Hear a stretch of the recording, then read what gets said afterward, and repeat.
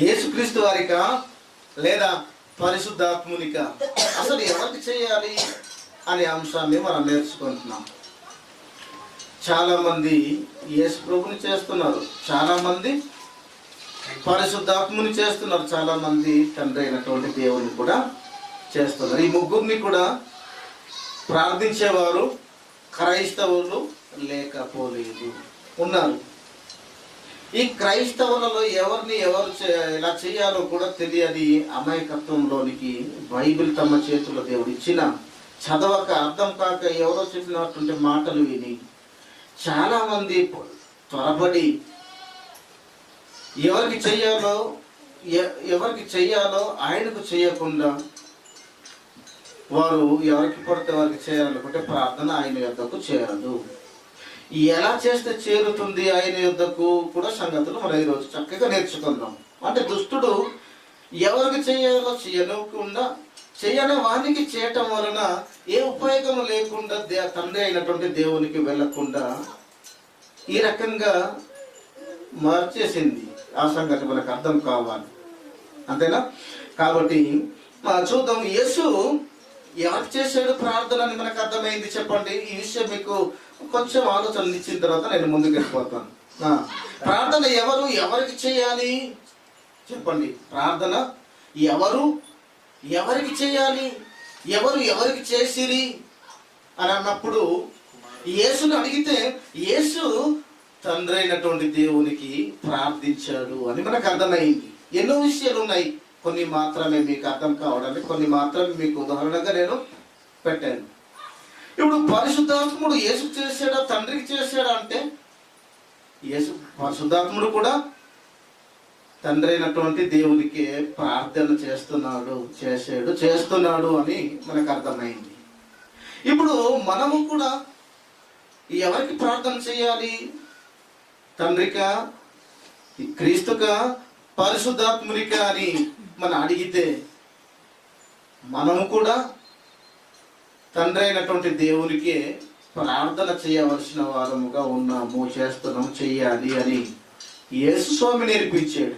నన్ను కాదు, పరిశుద్ధాత్ముని కాదు, మీరు చెయ్యవలసినది తండ్రి అయినటువంటి దేవునికి. ఒకవేళ తండ్రి అయినటువంటి దేవునిని మీరు ప్రార్థన చేసినప్పుడు మీకు ఎలా చెయ్యాలో మీకు అర్థం కాకపోతే, అబ్బా తండ్రి అని మొరపెట్టు తన కుమారుని ఆత్మను మీ హృదయంలోనికి ఆయన పంపించాడు. ఆ ఆత్మ మీరు యుక్తముగా ఎలాగో ప్రార్థన చేయాలో మనకు తెలియలేదట. తెలియకపోతే ఆయన మన తరపున మన తండ్రికి ఎలా మాట్లాడాలో మనకు తెలియకపోతే ఆయనే మన పక్షాన తండ్రి అయినటువంటి దేవునికి ప్రార్థిస్తున్నాడు, మన పక్షాన ఆయన్ని ప్రార్థిస్తున్నాడు. మనం ఆయనకు ఎలా ప్రార్థన చేయాలో మనకు తెలియకపోతే మన తరపున పరిశుద్ధాత్ముడు మనలో ఉంటూ, మనతో ఉంటూ, ఎప్పుడు తండ్రి ఇష్టాన్ని నెరవేర్చు మమ్మల్ని నడిపిస్తూ, బలపరుస్తూ, ప్రోత్సహిస్తూ ఆయనతో ప్రార్థన చేసినప్పుడు, తెలియనప్పుడు మన పక్షాన ఆయన తండ్రి అయినటువంటి దేవునికి ప్రార్థిస్తున్నాడు. యేసు కుమారుడు, పరిశుద్ధాత్ముడు కుమారుడు, మనము ఆయన కుమారులమే. ఆత్మ తానే మన ఆత్మతో సాక్ష్యం ఇస్తున్నాడు, మీరు కూడా దేవుని పిల్లలే, వారసులే, కుమారులే అని. రోమపత్రిక 8:14 వచనాలు, 14-15 మాటల్లో అక్కడ మీరు కూడా దేవుని పిల్లలే, కుమారులే, క్రీస్తు ఆత్మ గలవారైతే మీరు ఖచ్చితంగా దేవుని పిల్లలే. ఆ ఆత్మ మన ఆత్మతో సాక్ష్యం ఇచ్చుచున్నాడు. అంటే మనం పిల్లలమే, పరిశుద్ధాత్ముడు కుమారుడే, యేసుక్రీస్తు కుమారుడు. మన పిల్లలం కనుక మన అందరికీ ఆత్మలకు తండ్రి అయినటువంటి దేవుడు ఒకడే కనుక ఆయనకు మనం ఏదైనా మనం అడగాలి, మన సమస్యలు మనం చెప్పుకోవాలి, మాట్లాడుకోవాలి. ఆయన మనతో వాక్యంగా మాట్లాడుతున్నాడు, మనం ప్రార్థన పూర్వకంగా మన మాటలు మనం ఆయనకి చెప్తుంటాం. కాబట్టి ఈ విషయంలో మీకు ఏమర్థమైంది? మన యేసైనా పరిశుద్ధాత్ముడైనా మనమైనా ప్రార్థించేది ఎవరికి? తండ్రి అయినటువంటి దేవునికి అని ఖచ్చితంగా మనకు అర్థమైంది. ఈ విషయంలో ఇతర దేశాల నుండి ఏ మిషనరీ వచ్చినా, ఎంత గొప్ప బోధకుడు వచ్చినా, ఎంత గొప్ప ప్రవక్త వచ్చినా ఈ మాటను మనం దాటుతామా? ఇంత సత్యాన్ని తెలుసుకున్న తర్వాత మళ్ళా లేదు, యేసు ప్రభు కూడా చేయవచ్చు, పరిశుద్ధాత్ముడు కూడా చేయవచ్చు, ఒక తండ్రికే కాదని చెప్పినా మనం కలగోరుతామా? అస్సలు మీ మాటలు ఖచ్చితంగా మరి ఈ విషయం మీద, ఈ సందర్భాల మీద మీరు స్టాండ్గా మీరు ఉండాలని, నిలకడగా మీరు ఉండాలని, ఒక స్తంభాలుగా మీరు ఉండాలని బలగుద్ది చెప్పినట్టు మాటి మాటికి మళ్ళా దానిని ప్రస్తావన చేస్తూ మిమ్మల్ని రేపుతూ జ్ఞాపకంలో ఉంచుతూ నేను ముందుకు వెళ్ళడానికి నేను సిద్ధపడుతున్నాను. ఎంత కష్టం ఇది వాక్యం చెప్పాలన్నా. ఇప్పుడు వాస్తవానికి అనాలి అంటే నేను నేర్చుకోవాల్సినటువంటి స్థాయి నాది. ఇంకా నాకు ఏమీ రాదు, కానీ మీకోసం, మిమ్మల్ని కాపాడటం కోసం నేను ఖచ్చితంగా నేను చెప్పాలి, నా ప్రయత్నం నేను చేయాలి అనే ఆలోచనతో నేను మీ ముందుకు వచ్చాను. దేవుడు నన్ను ఎన్నుకున్నాడు, మీ ముందుకు వచ్చాను కొన్ని విషయాలు చెప్పడానికి ప్రయత్నం నేను చేస్తున్నాను. మీకు సందేహాలు ఉన్న ప్రతి దానిని కూడా నేను సందేహాన్ని తీర్చడానికే నేను మీ ముందుకున్నాను. కాబట్టి చాలా విషయాలు చాలా రకాలుగా చెప్తున్నాయి. ఈ సందర్భాలలో మనకు మాత్రమే ఈ క్లిష్టమైనటువంటి సంగతులు స్పష్టంగా ఈరోజు మనకు అర్థమవుతుందంటే అది దేవునికి కృతజ్ఞత చెల్లించాల్సిన వాళ్ళంగా మనం ఉన్నాం. మనకు మాత్రమే కొన్ని విషయాలు మనకు అర్థమవుతాయి. ఎక్కడికో నువ్వు పరిగెట్టవలసినటువంటి అవసరత లేదు, ఎక్కడికో నువ్వు పరుగులు తీయవలసిన అవసరత లేదు. నీ ఇంటికే, నీ వద్ద, నీ గ్రామంలోనే ఇంత గొప్ప సత్యం నలిగిపోతుంది, ఇంత గొప్ప సత్యం ఉంది. పరిగెట్టి పాలు త్రాగటం కంటే నెమ్మదిగా తాబేలులో నడుచుకుంటూ నెమ్మదిగా నడుచుకుంటూ వెళ్ళి గ్రామంలో ఉన్నటువంటి సేవకులను అడిగి నేర్చుకుంటే నీకు తృప్తి, మేలు అర్థమవుతుందా? మనం ఎవరికో మనం నమ్మిస్తూ ఉంటాం, ఎవరో చెప్పేస్తుందో నమ్మిస్తాము.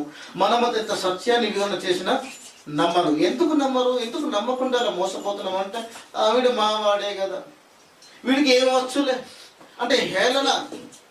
ఒక వ్యక్తిని చూస్తున్నాం మనం, సమయాలు గుణాలు ఇప్పటి వరకు పోలేదు. వాక్యము ఎవరు చెప్పినా, ఎక్కడ చెప్పినా వాక్యంగానే చూడాలి. ఆయన మాటలు కానీ ఆయన మాటలుగానే చూడాలి తప్ప నా సీమోను చెప్పిన మాటలు సీమోను మాటలుగా, కృష్ణ మాటలుగా, నా మాటలుగా, మీ అందరి మాటలుగా మీరు చూడకూడదు. ఏది మీ మాట, ఏది దేవుని మాట, ఈ రెండింటిని కూడా తేడా గమనించాలి. ఏది ఉదాహరణ మనం తీసినప్పుడు కూడా కాకమ్మ కథను మనం చెప్పకూడదు. ఉదాహరణ అనేసరికి అది సత్యమే, సత్యాన్నే చెప్పాలి. ఉదాహరణ అంటే ఏంటి అనుకుంటున్నారు? అబద్ధమా? అబద్ధం ఎప్పటికీ నిజం కాదు కదా, నిజాన్నే చెప్పడం. ఏటా నిజం అన్నప్పుడు యేసు ప్రభుల వారు ఈ లోకంలో ఒక ఉదాహరణ ఎన్నో చెప్పాడు. వాటిలో నేను బ్రతకాలి అనుకుంటే మన బ్రతుకు తర్వాత ఎలా ఉంటుంది తెలియజేయడానికి నువ్వు విత్తుతున్నటువంటి గింజని పోల్చి చెప్పాడు. నువ్వు ఒక వట్టి గింజని నువ్వు విత్తుచున్నావు కానీ పుట్టబో సరే అని నువ్వు విత్తటం లేదు అని అంటాడు. తర్వాత అంటే కొరింథీ పత్రికలు చెప్పే మాటల్లో మనం చూస్తాం. అక్కడ ఒక గింజ నేలలో పడి చస్తేనే గాని బ్రతికింపబడదు కదా అంటున్నాడు. అవును, నిజమే. మరి ఇది ఎంత వాస్తవం? ఇది నీ కళ్ళ ముందు జరుగుతున్నటువంటి విషయము ఎంత వాస్తవమో ఆ వాస్తవాన్ని తర్వాత నువ్వు పొందబోయే ఒక జీవితంలో సూచించడానికి, చెప్పడానికి, తెలియజేయడానికి, ఆలోచింపచేయడానికి నువ్వు చేసే పనులలో నుంచి కొన్ని ఉదాహరణలు తీసి అప్పుడే కానీ నీకు అర్థం కాదు. కాబట్టి బ్రతికింపబడదు కదా.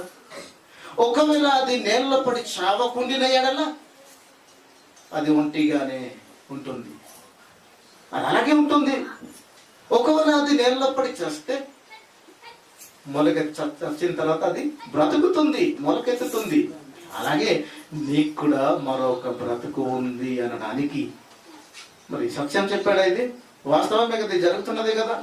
ఇవి ఉదాహరణలు అనగానే, ఏది ఉపమానం అనగానే అది జరగనివి, లేనివి, ఏదో చెప్పేదో బాగుంటుంది, వినడానికి వినసొంపుకుంటుంది అని చెప్పడానికి కాదవి. సత్యమే, వాస్తవమే, జరగనివి కాదు, జరుగుతున్నవి, జరిగేవి, అది కాదనలేనివి, వాటిని మాత్రం మనం పరిగణలోకి తీసుకుని వచ్చి మనం వాక్యానికి అర్థం చేయించడానికి చెప్పవలసినటువంటి విషయాలు ఎన్ని చెప్పాడు.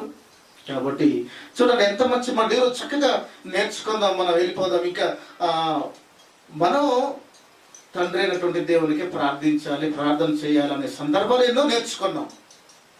ఓకే సిమ్మను అర్థమైంది కదా. ఇప్పుడు నెక్స్ట్ ఈరోజు నేర్చుకునే అంశంలో కొన్ని మాటలు మనం నేర్చుకుందాం. యేసు ప్రభు భూమి మీద బ్రతుకున్న కాలంలో ఒక మాట అంటాడు, శిష్యులతో అంటాడు, మొత్తానికి యూద జాతితో అంటున్న మాటలు మనం చూస్తాం. యూదుల రాజుగా వచ్చాడు కదా, వాళ్ళతోనే చెప్పాలి ఏదైనా, ఇది చెప్పిన కానీ చెప్తున్నాడు. ఏమని చెప్తున్నాడు ఒకసారి బైబిల్ గ్రంథంలో మనం చూద్దాం. నా నామమున మీరు ఏది అడిగినా నేను చేస్తాను అన్నాడు. ఈ విషయం మీద కూడా యేసు ప్రభునే ప్రార్థన చేయాలి, ఇదిగో నా నామమున ఏది అడిగినా. ఈ సందేహం ఒకటే వచ్చేసింది. ఈ విషయాన్ని నాతో కూడా పంచుకున్న తర్వాత కొన్ని విషయాలు నేను చెప్పవలసి వచ్చింది నా వంతుగా. అయితే ఈ విషయాన్ని మనం కూడా నేర్చుకుందాం. కొన్ని మాటలు అలాగే కొన్ని ఉన్నాయి కదా, ఉన్నామా ఈ మాటను పట్టుకొని యేసు ప్రభుని కూడా చేయవచ్చు, పర్లేదు, ఆయన కూడా చేసేవచ్చు, ఎందుకు అడగండి అన్నాడు కదా, కాబట్టి ఆయన కూడా అడగవచ్చు, తప్పులేదు, ఈ ముగ్గురిని కూడా మనం ప్రార్థన చేయవచ్చు అని ఈ విధంగా వారికి అర్థం కాక మాట్లాడుతున్నటువంటి విషయాలు మనం చూస్తున్నాం. ఒకవేళ మనం కూడా అలా చేసిన వాళ్ళమే ఒకప్పుడు, కానీ ఇప్పుడు తెలిసేసరికి అది ఎందుకు అన్నాడు, ఈ విషయాలు మనం పరిశీలన మనం చేసేసరికి మనకు అర్థమవుతున్న విషయం ఏంటంటే, ఒకసారి యోహాను సువార్త తీయండి. యోహాను గారు రాసినటువంటి సువార్త తీసారా? ఇక్కడ ఒక మాట చెప్పబడింది. 14వ అధ్యాయము తీసారా? 14లో 13, 14 మీరు నా నామమున దేనిని అడుగుదురో తండ్రి ఈ కుమారుని యందు మహిమపరచడానికి దానిని చేస్తాను అంటున్నాడు. అప్పటికి యేసు స్వామి ఎక్కడున్నారు? భూమి మీదనే ఉన్నారు. మీరు బాగా అర్థం చేసుకోండి. మీకు అర్థమవుతుందా? మీరు నా నామమున ఏది అడుగుదురో అంటున్నాడు. దేనిని అడుగుదురో తండ్రి కుమారుని ద్వారా పరచబడినట్లు, అంతేనా? బడుటకై దానిని నేను చేస్తాను. ఆయన మహిమపరచబడాలి.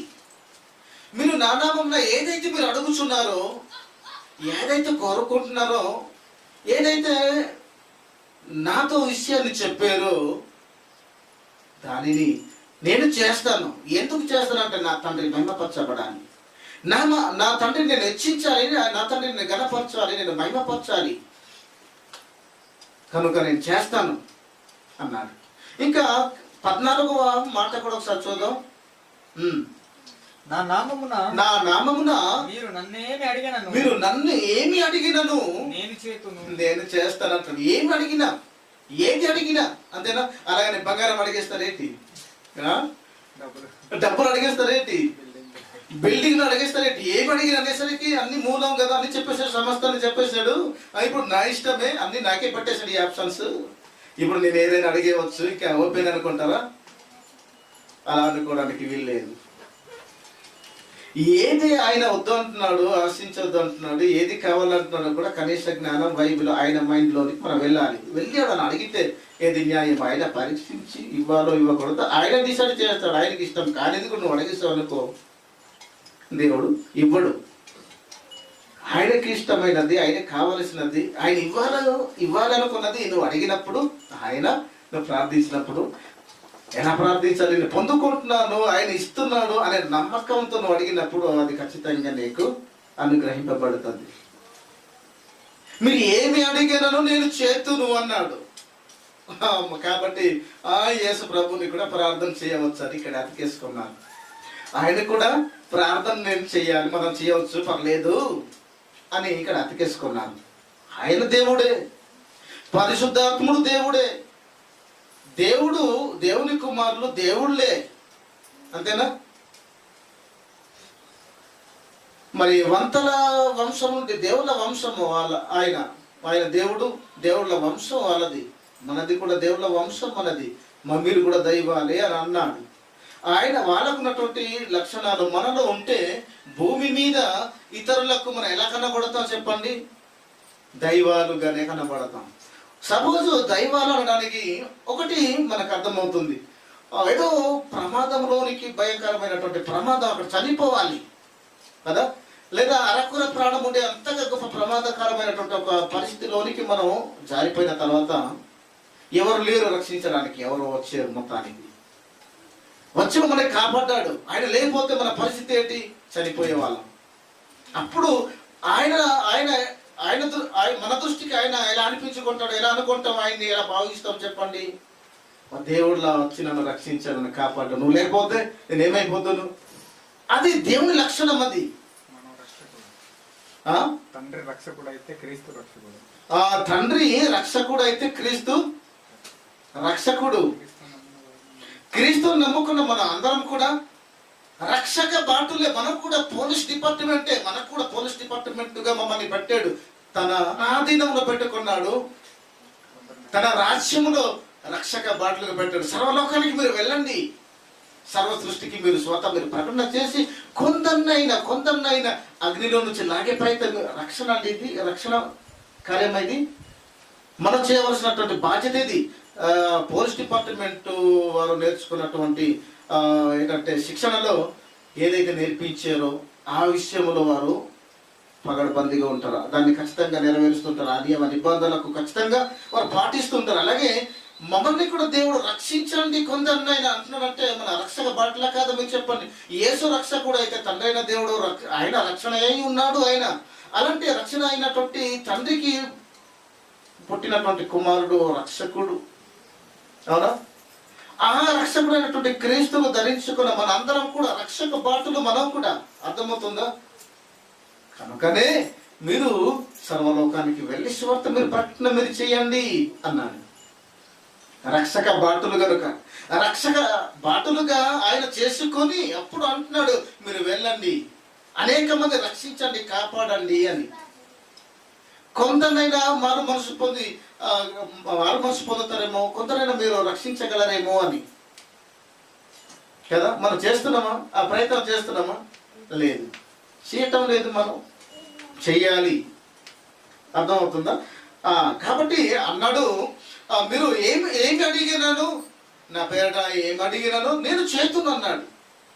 ఇప్పుడు భూమి మీద యేసు స్వామి ఉన్న కాలములో, ఆ కాలంలో ఉన్నటువంటి ప్రజలతో చెప్తున్నటువంటి సందర్భాలు, విషయాలు, శిశువులకే కావచ్చు, యూతులకే కావచ్చు, ఎవరికైనా కావచ్చు, చెప్తున్నటువంటి విషయాలు మనం చూడగలం. అవునా? అంతలో మనం ఒక మంచి మాట మనం చూడగలం. ఒకసారి ఆ మాటలు అన్నాడు కదా. ఇప్పుడు మరేం బాగుంటుంది? ఆయన ఏమి అడిగినా చేయకపోతే ఆ మాట అన్న తర్వాత ఏమైనా విలువ ఉంటుందా? యేసువారికి ఏ విలువ ఉండదు. ఏదో చెయ్యాలి, ఏదైనా ఎంత గొప్పదైనా ఏదో చెయ్యాలి, ఏది అడిగినా చెయ్యాలి కదా ఆయన. ఆ మాట అన్న తర్వాత ఏమి చేతకాని వాడిగా ఉండిపోయాడు అనుకోండి, ఏది చేయలేదు అనుకోండి, ఇంకా ఉపయోగం ఏముంది? ఆ మాటకు విలువ ఉండదు. కాబట్టి ఆయన ఎంత గొప్పవాడంటే, ఎందుకు అన్నాడంటే ఆ మాటలు, ఆయన చేయగలిగే అంత సామర్థ్యం, శక్తి కలిగినటువంటి దేవుడు. సర్వము ఆయనకు అప్పగింపబడింది. ఆయన అండర్లోనే ఏదైనా జరగాలి, ఏదైనా వింటుంది, ఏదైనా చేయగలడు. ఆయన అంత గొప్పవాడు. ఆయన అంటున్నాడు, ప్రజలతో అంటున్నాడు, మీరు నా నామమున ఏమి అడుగుతారో, ఏమి అడిగినా నేను చేస్తాను అన్నాడు. అంటే అన్నాడు కనుక చూడండి ఒకసారి మనకు ఒక మంచి మాట మనం చూడగలం. ఇప్పుడు చక్కగా వెళ్ళిపోదాం. 11వ అధ్యాయము ఒకసారి చూడండి. అడుగుతున్నారండి, యేసు స్వామి నా పేరట మీరు ఏది అడిగినను తండ్రి మహిమపరచబడ్డానికి నేను చేస్తాను అన్నాడు కాబట్టి అడుగుతున్నారు, కోరుకుంటున్నారు. ఒక విషయాన్ని, ఒక సంఘటనను జరిగిన తర్వాత ఆ విషయాన్ని న్యాయం జరగడానికి కోరుతున్నారు. ఏమడిగినా అన్నాడు కాబట్టి అది చాలా కష్టతరమైనది. భూమి మీద జరగని ఒక కార్యాన్ని జరిగించాలి, చెయ్యాలి అని అడుగుతున్నారు. ఒక ఆమె అడుగుతుంది. 11వ అధ్యాయం యోహాను సువార్త 21లో మనం చూద్దాం ఒకసారి. 21లో మనకు సందర్భం మనకు అర్థం కావడానికి. 21 11వ అధ్యాయం. మార్త యేసుతో ప్రభువా నీవిక్కడ ఉండిన ఎడల నువ్వు ఇక్కడే ఉంటే నా సహోదరుడు చావుకుండా నా సహోదరుడు నా తమ్ముడు చచ్చిపోయేవాడు కాదు కదా అని అడుగుతున్నాను. అయినను చాలు, అంతవరకు అయిపోయిందా? నా పేరట మీరు ఏది అడిగినా నేను చేస్తాను. ఎందుకు చేస్తాను? నన్ను పంపిన వాడు మహిమపరచబడడానికి నేను చేస్తాను. నేను మహిమపరచబడడానికి కాదు, నన్ను పంపిన ఆయన నేను చేసే ఈ ఘన కార్యానికి మహిమపరచబడడానికి నేను ఏదైనా కూడా మీరు అడిగే ప్రతి దారి నేను చేస్తాను అని అన్నాడు. కాబట్టి చెయ్యాలి. కాబట్టి అడుగుతుంది మగ్దలేనే మరియా. వీళ్ళు ఏమని అడుగుతుందో ఒకసారి చెప్పండి, చూడండి. మార్త యేసుతో ఉంటుంది ఏమని? ప్రభువా, నువ్వు ఇక్కడే మాతోనే ఉంటే నా సహోదరుడు చనిపోయేవాడు కాడు అంటుంది. చూసారా, ఇలాంటి వార్త దుర్వార్త తీసుకుని వచ్చింది. ఏదైనా చేయగలడని నమ్మకంతో వచ్చింది ఆమె. ఎందుకంటే అన్నాడు ఆయన, నా పేరట మీరు ఏది అడిగి నేను చేస్తును, నా తండ్రి మహిమపరచబడ్డానికి నేను చేస్తాను అని అన్నాడు. కాబట్టి ఈ మాటలు విన్న తర్వాత మగ్దలేనే మరియమ్మ వచ్చి యేసు ప్రభుతో అంటుంది, ఏదైనా చేస్తాడు, ఆయనకు అసాధ్యమైనది ఏది లేదు, ఖచ్చితంగా ఆయన బాగు చేయగలడు, ఆయన ఖచ్చితంగా లేపగలడు అనే దృఢమైనటువంటి విశ్వాసంతో ఆయన యొద్దకు వచ్చి అంటుంది. ఆ తర్వాత కింద మాటలు మన సందర్భం మీకు అర్థం కావడానికి 21 కూడా చదివించాను. ఇప్పుడు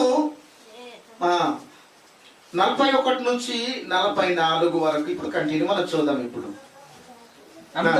అంతటా వారు ఆ రాతి తీసివేసి, ఆ రాతి అంటే పాతి పెట్టి రాయి తీసివేసేసి యేసు కనులెత్తి పైకెత్తి, తండ్రి నీవు నా మనవి వినినందున నీకు కృతజ్ఞతాస్తుతులు చెల్లించుచున్నాను. నీకు కృతజ్ఞతాస్తుతులు నేను చెల్లిస్తున్నాను. నువ్వు నా మనవి విన్నందుకు థ్యాంక్స్ నేను చెప్తున్నాను ఆయన అంటున్నాను. నా ప్రార్థన నువ్వు విన్నందుకు కృతజ్ఞతలు నేను చెల్లిస్తున్నాను. ఎందుకంటే ఈ కార్యం జరగడానికి ప్రజలు నమ్మే రకాల్లో ఆయన ఎవరో తెలియదు. ఆయన తండ్రి అయినటువంటి దేవుడు పంపించినటువంటి దైవ కుమారుడు అని కూడా వారికి తెలియదు. అసలు నమ్మటం లేదు. నమ్మకపోతే వారి మధ్య ఇలాంటి ఘన కార్యములు చేయవలసి వస్తుంది. ఆయన ఏదో కారణం లేకుండా ఇది కూడా చేయలేదు. ఇప్పుడు చోదురు గాని మీకు కృతజ్ఞతలు చెల్లిస్తుంది. నా మనం విన్నందుకు, మీరు మహిమపరచబడ్డానికి ఈ దుష్ట జనాంగం ఎంత చెప్పినా వినని ఈ దుష్ట జనాంగం మధ్య ఈ గొప్ప కార్యక్రమం జరిగించి మీరు మహిమపరచబడ్డానికి నా ద్వారా నేను అడుగుతున్నాను తండ్రి. నా మనవి నువ్వు విన్నందుకు మీకు కృతజ్ఞతలు, మీకు వందనాలు నేను తెలియజేస్తున్నాను అని అంటున్నాడు. ఆ తర్వాత చదవండి. నీవు ఎల్లప్పుడూ నా మనవి నేను ఎప్పుడు నేను నీతో మాట్లాడుతున్నాను, నా మనవి ఎప్పుడు నువ్వు వింటున్నావని నాకు ఆల్రెడీ నాకు తెలుసు. కానీ నీవు నన్ను పంపించేవని ఈ చుట్టూ నిలిచి ఉన్న ఈ జన సమూహము నమ్మడానికి వారి నిమిత్తమై నేను ఈ మాటలు చెప్పాను. చూసారా, నేను ఈ మాటలు నేను చెప్పాను. వీరు అసలు నమ్మటం లేదు నాయన. వీరు నమ్మటానికే నేను ఈ మాటలు నేను తొందరపాటు నేను తీసుకొని నేను అడగవలసి వచ్చింది అని అంటున్నాడు. ఇక చదవండి అక్కడి నుంచి. ఆయన ఇలాగు చెప్పి అప్పుడు అంటున్నాడు, చనిపోయినట్టు 4 రోజులు చనిపోయి కంప కొడుతున్నటువంటి లాజరును బయటకు రా అని చాలా గొప్పగా బిగ్గరగా కేకలేసి చెప్పగా చనిపోయినవాడు కాలు చేతులు ప్రేత వస్త్రములతో కట్టబడిన వాడై బయటికి వచ్చేసాడు. చూడండి, నా పేరట మీరు ఏది అడిగినప్పుడు అడిగిరు. రాజును నా సహోదరుడు చనిపోయాడు, 4 రోజులు పాతి పెట్టబడి 4 రోజులు అవి కంపు కొడుతున్నాడు ఆయన. మరి ఒకవేళ అప్పటికే నువ్వు అక్కడ మాతో పాటు ఉంటే ఈ లాజరు చనిపోయేవాడు కాదు. కానీ నువ్వు లేకపోబట్టి లాజరు నేను కోల్పోయాను, చనిపోయాడు అని ఆయన యొద్దకు వచ్చి ఆయన పేరట ఆయనలో వచ్చి అడుగుతున్నారు. చనిపోయాడు లాజరు అని, ఆయన బ్రతికించుమని అడుగుతున్నారా? అడిగారు. మరి ఏది అడిగిన ఆయన ఉన్న కాలంలో అది మీరు మర్చిపోకూడదు. ఇప్పుడు లేడు ఆయన పేరట ఆయన్నే చేయాలి. డైరెక్ట్ కనెక్టింగ్ చేశాడు నా ద్వారా. ఇప్పుడు కనెక్ట్ మనం నేర్చుకుంటాం. ఇప్పుడు యేసు ప్రభుని మనం చేయాలా? కాదు, ఆయన ద్వారా. ఎందుకు ఆయన ద్వారా చెయ్యాలి కూడా నేను ఈరోజు మనం చివరికి మనం నేర్చుకోవచ్చు. ఎందుకు చెయ్యాలి, ఆయన ఎంత గొప్పవాడు, ఎందులో గొప్పవాడు, ఎందుకని ఆయన ద్వారా మనం చెయ్యాలి, మీకు విషయాలు తర్వాత మీకు అర్థమవుతుంది. ముందు ఈ విషయాలు మనం నేర్చుకుంటున్నాం. అంటే పరిశుద్ధాత్మని కాదు, యేసు ప్రభుని కాదు కదా. యేసు ప్రభు కూడా ఎవరిని అడుగుతున్నాడు? తండ్రినే, పరిశుద్ధాత్మని కాదు. అంతే కదా.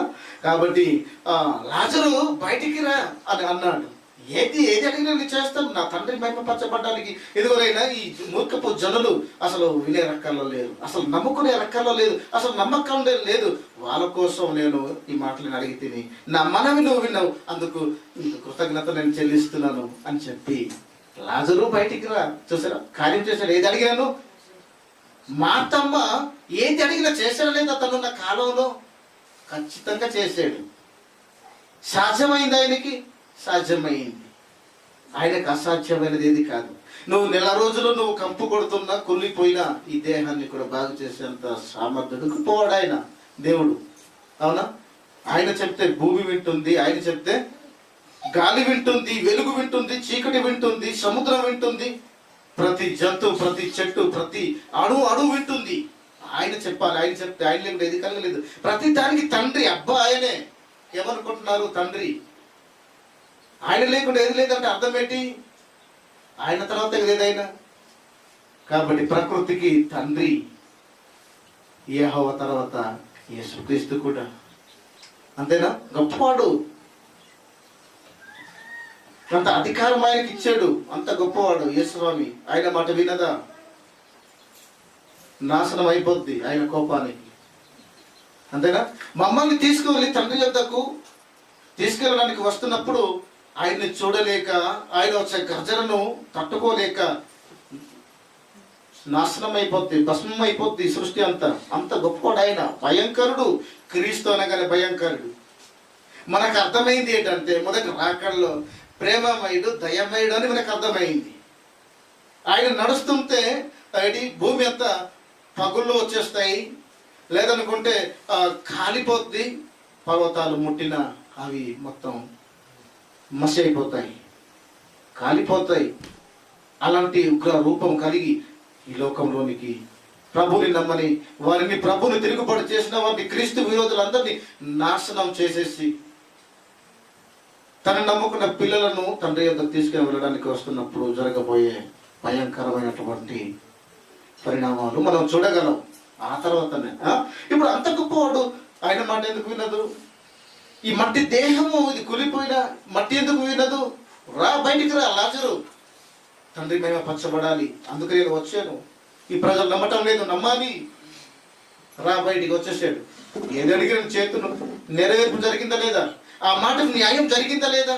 ఖచ్చితంగా జరిగింది. ఇప్పుడు అలాంటి అంటే మరొక విషయాన్ని కూడా మనం చూద్దాం బైబిల్ గ్రంథంలో. మళ్ళా చూద్దాం, చాలా ఉన్నాయి, కానీ ఒక రెండు మాత్రం మీకు ఉదాహరణగా మీ ముందు ఉంచాలని ఆశపడుతుంది. 18, 19 మనం చూద్దాం. ఆయన డైరెక్ట్ గా మీరు చదివేయండి, ఇక్కడ పెద్ద విషయం ఉంది. ఆయన ఈ మాటలు వారితో చెప్పుచుండగా, యేసుస్వామి ఈ మాటలు చెప్తుండగా, ఇదిగో ఒక అధికారి, ఒక నాయకుడు వచ్చి ఆయనకు యేసుక్రీస్తు వారిని మొక్కి, నా కుమార్తె ఇప్పుడే చనిపోయిన. అదే అలాంటి విషయాన్ని మరలా దుర్వార్త మరలా యశోదకు మరలా తీసుకుని వచ్చాడు. ఎందుకు తీసుకుని వచ్చాడు? మీరు నా పేరట మీరు ఏది అడిగినా నేనున్నాను. ఆ కాలంలో ఉన్నాడు ఆయన. నా పేరట మీరు ఏది అడిగినాను నేను చేస్తాను, నా తండ్రి మహిమ కొరకు నేను చేస్తాను అన్నాడు.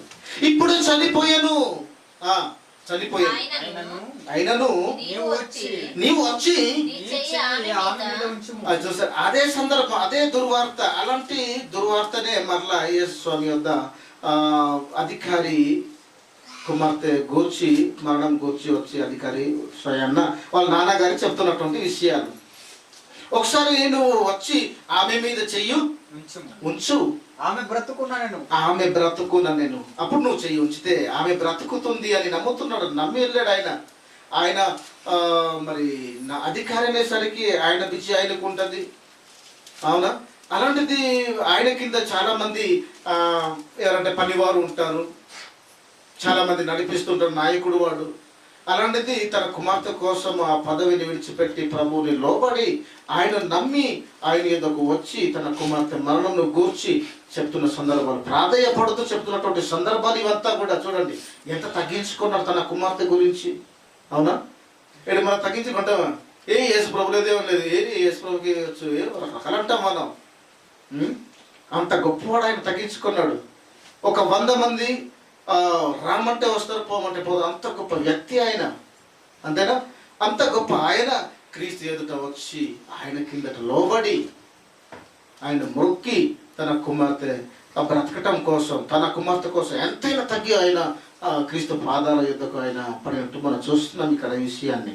ఆయనటువంటి మనసు చూస్తున్నాం, ఎంత మంచి మనసు గలవాడు ఆయన తన కుమార్తె గురించి కదా. కాబట్టి ఏమంటున్నాడు, ఒకసారి చెయ్యి ఉంచితే నా కుమార్తె బ్రతుకుతుంది కదా అని అంటున్నాడు. ఆ తర్వాత 14 అయిపోయిందా? 14వ వచనం కూడా అయిపోయిందా? 19 అవసరం లేదు, ఇవంతా కూడా అవసరం లేదు. 19 చదవండి. 18, 19 కదా. ఓకే. అప్పుడు యేసు లేచి అతని వెంట వెళ్ళను. అతని వెంట వెళ్ళాడు, అధికారి వెంట వెళ్తున్నాడు. ఆయన శిష్యులు కూడా వెళ్ళిరి.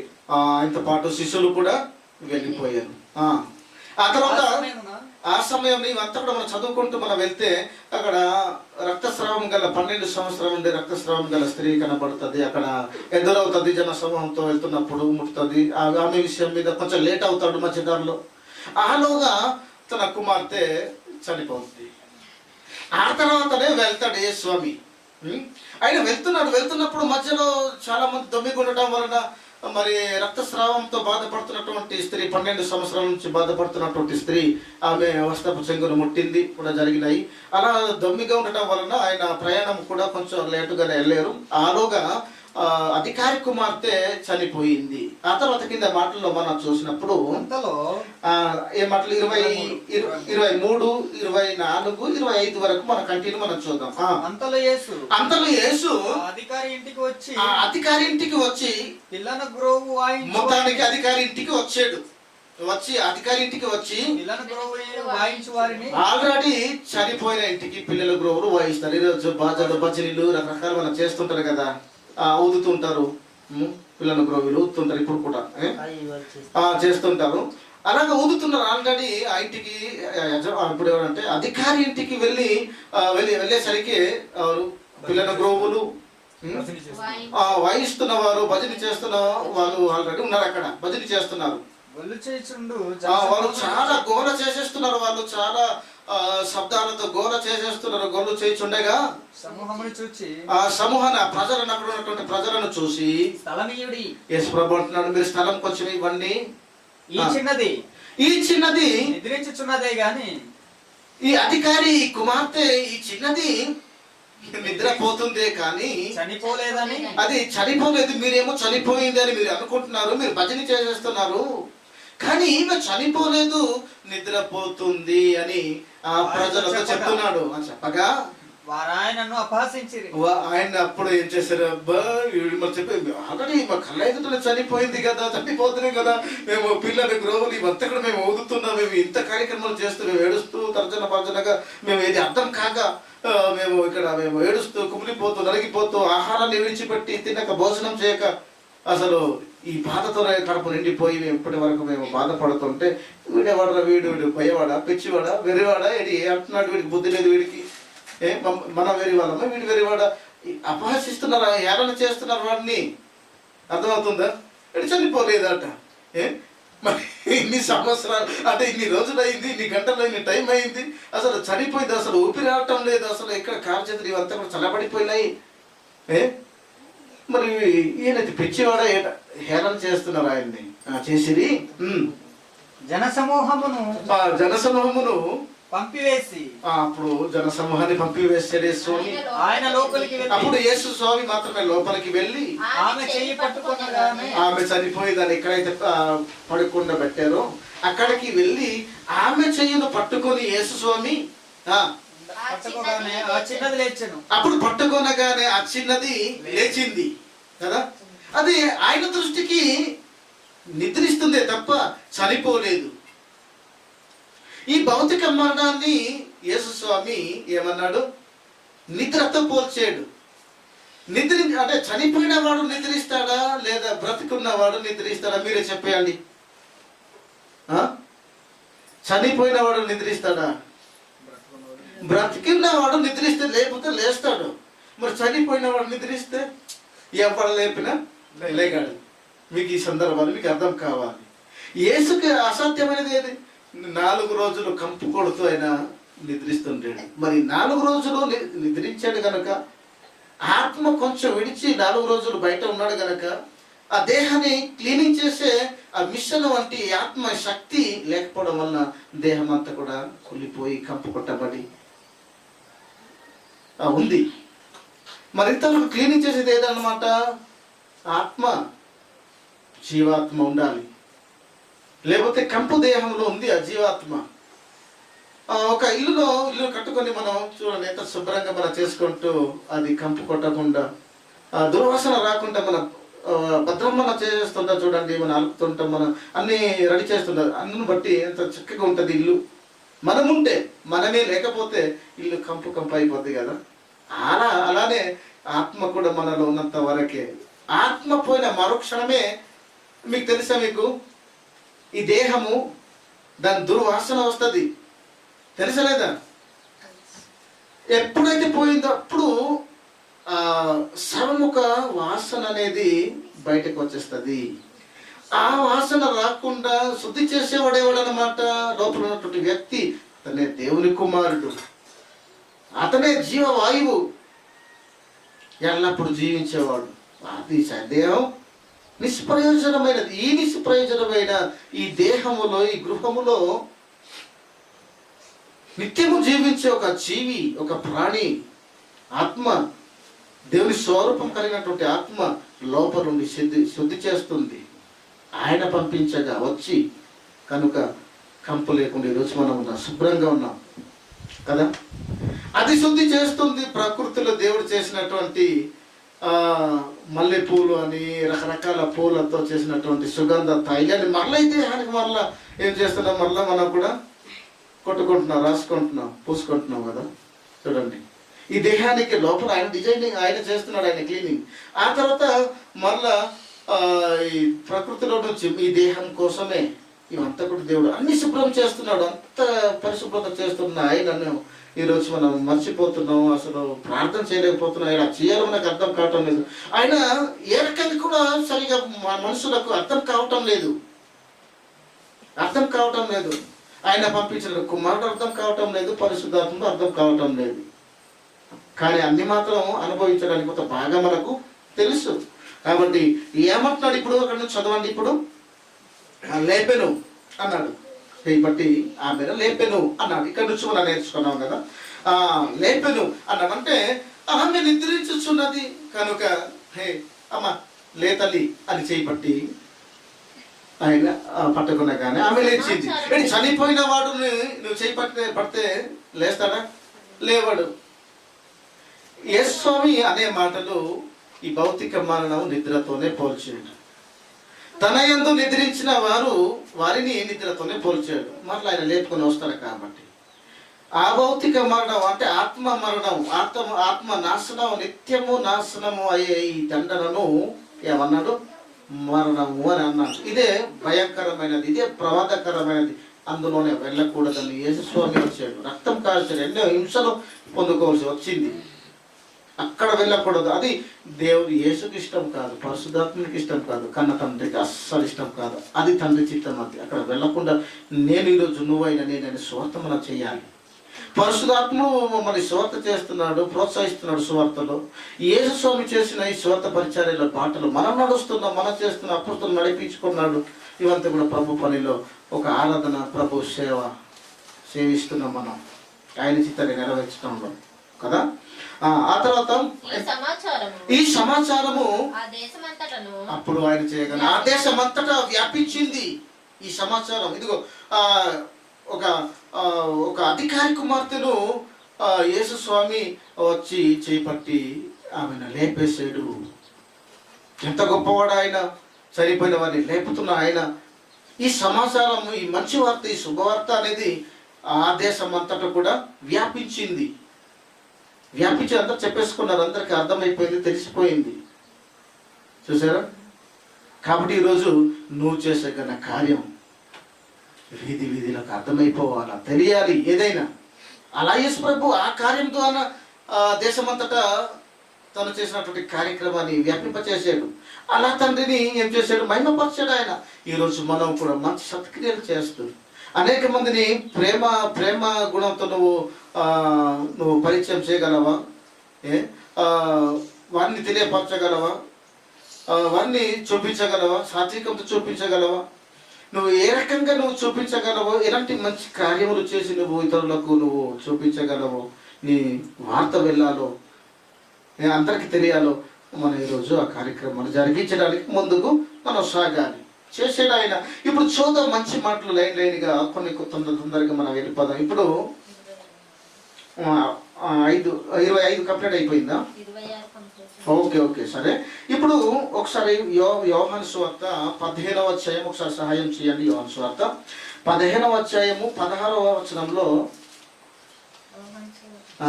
మనం ఎవరి ద్వారా మనం ప్రార్థన చెయ్యాలి?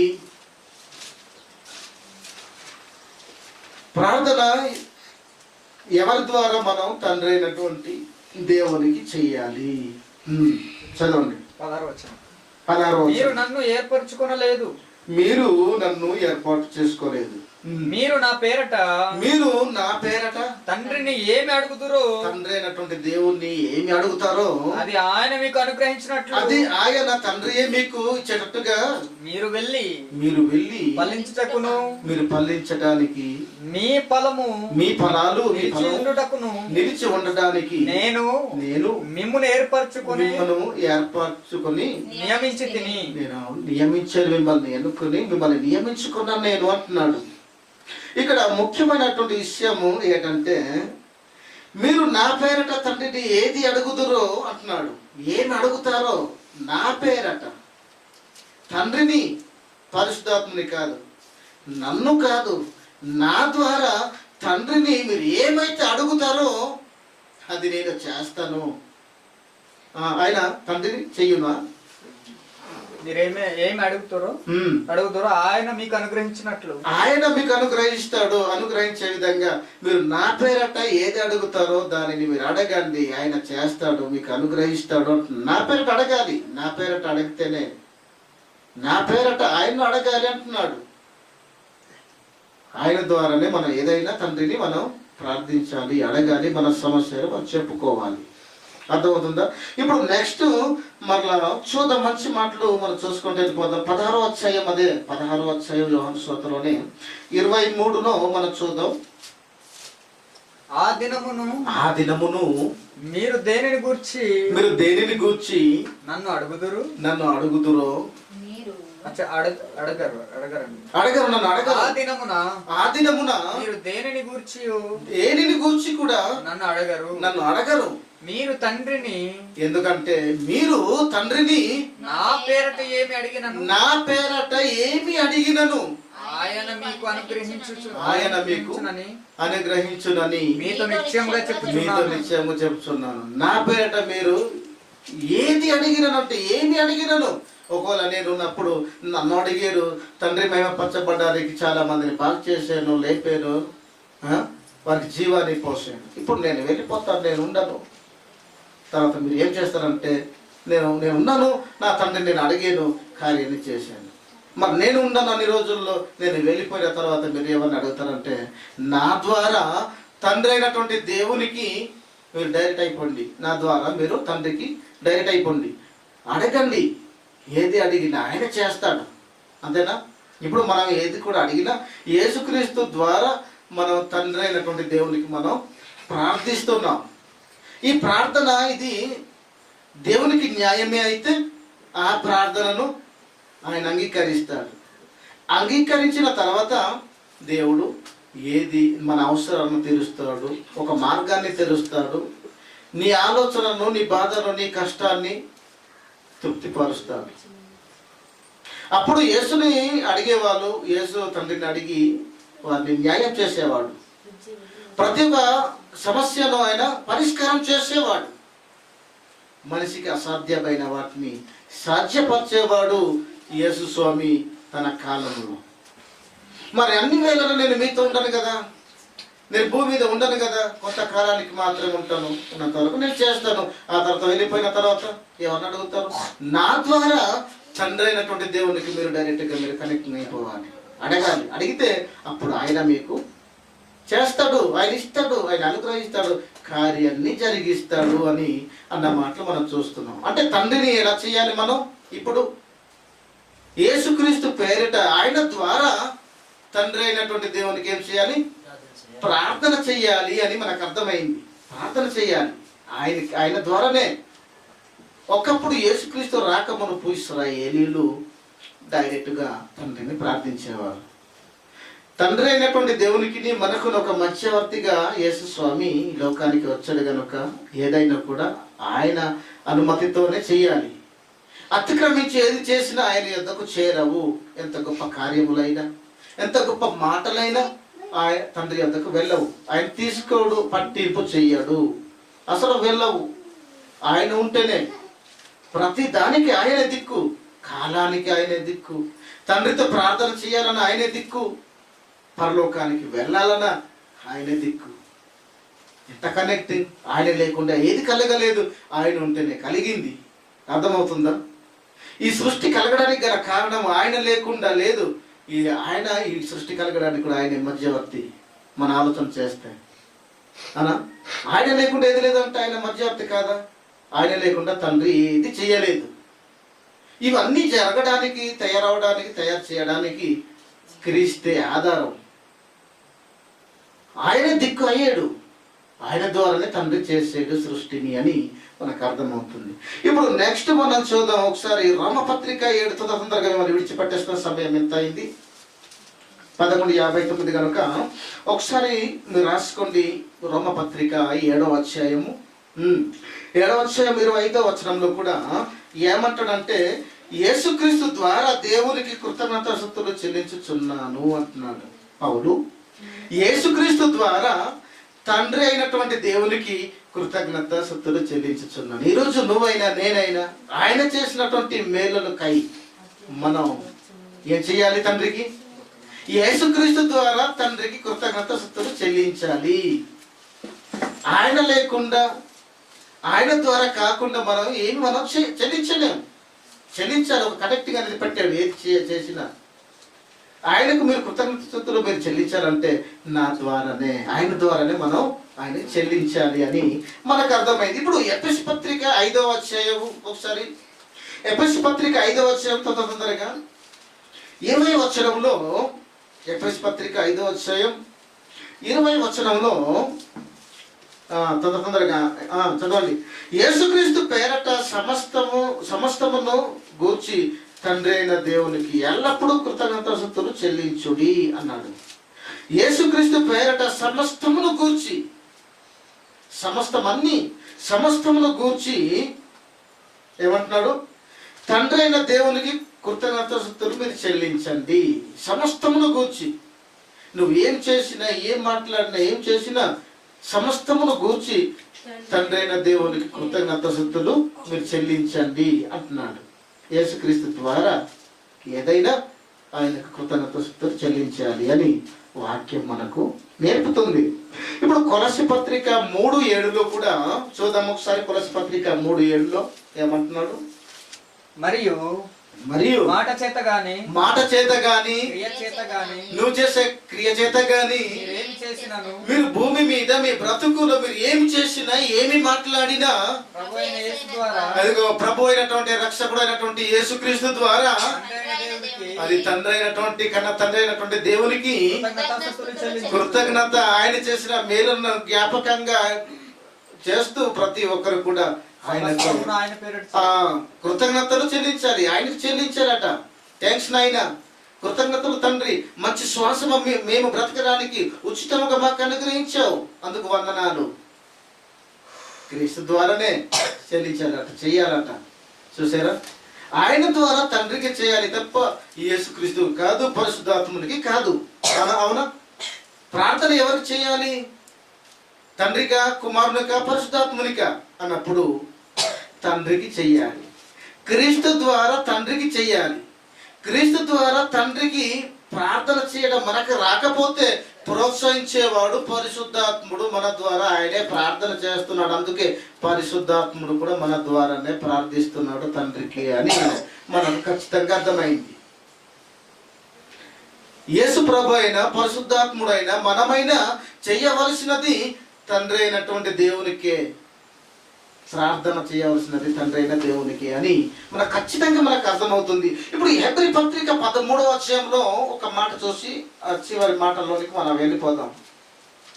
మీరు రాసుకోండి, ఇంటికి చదువుకోండి. ఏమమ్మా, కంప్లీట్ అయిపోతే బాగుంటుంది కదా.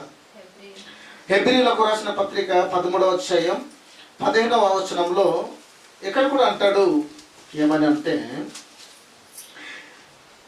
యేసు ద్వారా మనము దేవునికి ఎల్లప్పుడూ అంటున్నాడు కృతజ్ఞతాస్తుతులు చెల్లించాలి. ఎల్లప్పుడూ నీ బ్రతుకులో, వారానికి ఒకసారి కాదు, ఎల్లప్పుడూ యేసుక్రీస్తు ద్వారా దేవునికి కృతజ్ఞతాస్తుతులు మనం చెల్లించవలసిన వారముగా మనం ఉన్నాము. యేసుక్రీస్తు ద్వారా, అంతేనా? మరి యేసుక్రీస్తు ద్వారా ఎందుకు చెల్లించవలసి వచ్చింది? ఎందుకు చెల్లించాలి? అవునా? ఆయన ద్వారా తండ్రికి ప్రార్థించుటకు యేసు ఎవరు? అర్థమవుతుందా? యేసు ద్వారా తండ్రి అయినటువంటి దేవునికి ప్రార్థించడానికి యేసు అసలు ఎవరు? యేసు అని, యేసు ఎవరని, యేసు ద్వారా తండ్రి అయిన దేవునికి ప్రార్థన చెయ్యాలి. యేసు ఎవరో బైబిల్ గ్రంథంలో ఒకసారి మనం చూద్దాం. ఆయన ద్వారా, ఆయన పేరట ఎందుకు చేయాల్సి వచ్చింది? ఎందుకు అన్నప్పుడు యోహాను సువార్త మనం చూద్దాం. 1 తిమోతి పత్రిక 2వ అధ్యాయము 5వ వచనంలో చూడండి.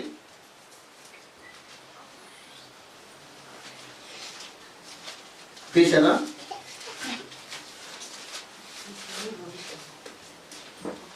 తీసారా? 1 తిమోతి పత్రిక 2వ అధ్యాయము 5వ వచనంలో దేవుడొక్కడే దేవునికి నరులకును మధ్యవర్తియు ఒకడే. ఆయన క్రీస్తు యేసు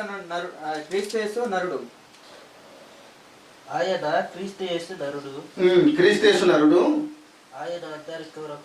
ఆయన అందరి కొరకు విమోచన క్రయధనముగా తన్ను తాను సమర్పించుకొనెను. అదేనా? ఒకసారి చూద్దాం.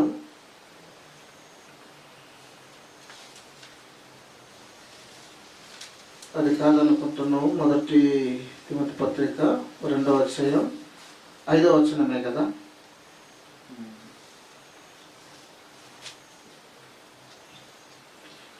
అక్కడే చూద్దాం. మంచి మాట. దేవుడొక్కడే దేవునికి నరులకును మధ్యవర్తి. ఆయనే అసలు యేసుక్రీస్తు ద్వారా తండ్రి అయినటువంటి దేవునికి కృతజ్ఞతాస్తుతులు కానీ చెల్లించవలసి ఎందుకు వచ్చింది? యేసు ఎవరని అన్నప్పుడు నరులకును, చెప్పండి, నరులకు దేవుడు ఒక్కడే.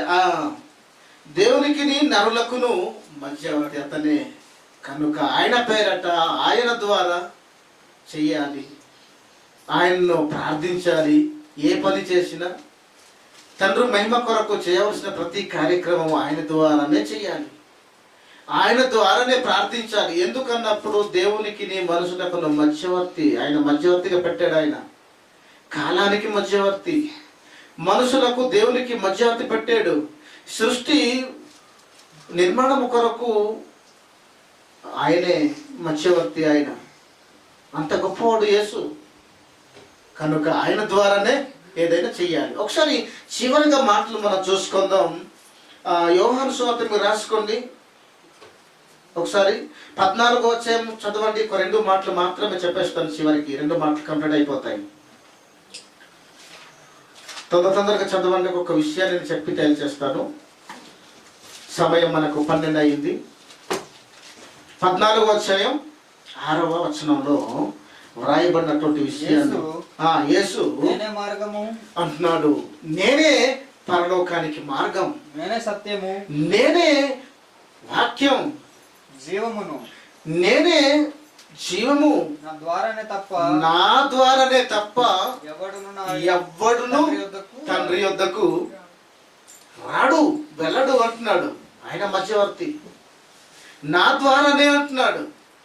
ఏది చేసినా ఆయన ద్వారానే చెయ్యాలి. నువ్వు ఏం ప్రార్థించినా ఆయన ద్వారానే చెయ్యాలి. ఆయన పేరటనే చెయ్యాలి. అంతేనా? నువ్వు పరలోకానికి వెళ్ళాలన్నా ఆయన ద్వారానే నువ్వు చేరాలి, వెళ్ళాలి. అంత గొప్పవాడు. ఏది చేసినా పరలోకానికి వెళ్ళాలన్నా ఆయనే ఉండాలి. ఆయన ద్వారానే మనం వెళ్ళాలి. నీ ప్రార్థన పరలోకమందు ఉన్నటువంటి తండ్రి యొద్దకు చేరాలన్నా ఆయన ద్వారా నేను ఏం చేయాలి? ప్రార్థించాలి. ఇప్పుడు చివరిగా ఒక మాట చెప్పేసి మిమ్మల్ని ముగించేస్తున్నాను. కొరింథీయులకు రాసినటువంటి మొదటి పత్రిక 15:24 చివరి మాట చూడండి. మనుషులకును దేవునికి మధ్యవర్తి అయినటువంటి క్రీస్తు అయిన కొరింథీయులకు రాసిన పత్రిక 15వ అధ్యాయము 24 చివరిగా తర్వాత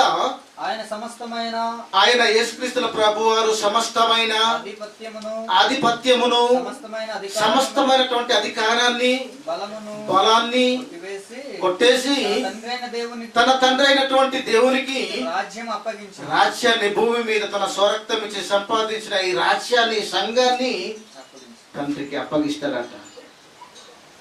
ఆయన ద్వారానే పరలోకానికి వెళ్ళాలి. ఆయన ద్వారానే ఆయన వినికిడికి నీ మనవి వెళ్ళాలి.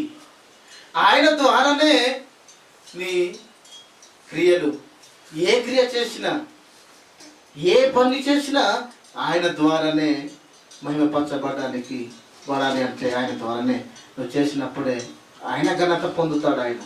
ఆయన ద్వారానే నువ్వు ఈ ప్రార్థించే ప్రార్థన యేసు కాదు, నువ్వు ప్రార్థించే ప్రార్థన పరిశుద్ధాత్మునికి కాదు, తండ్రి అయినటువంటి దేవునికి. యేసు ద్వారా ఏ పని చేసినా మాట్లాడినా యేసు ద్వారానే చేయాలి. ఎందుకు అన్నప్పుడు నరులకును మనుషులకును మధ్యవర్తి ఆయనే కనుక నీ ప్రార్థన వెళ్ళాలంటే యేసు ద్వారా చేస్తేనే వెళ్తుంది.